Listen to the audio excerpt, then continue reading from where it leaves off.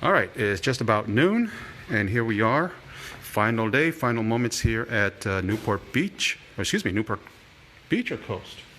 I forget. I'll figure that out. Anyways, as you can see from the job we started earlier in the week, it's already been sanded, it has been stained and finished. You can get a really good idea what it looks like now. Really nice deep color. The floor is actually beautiful, really. Took us roughly 4 days total.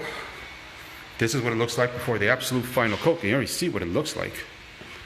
Last one will be a nice heavy duty finish to make sure we get a nice hard surface. Well, as hard as it can get when you redo a floor. But you can see the floor looks beautiful. It was looking really nice beforehand, but we just smoothed it out, cleaned it up. And now it is just about as perfect. So all we have to do is one final cleanup and finish it off, and we are done.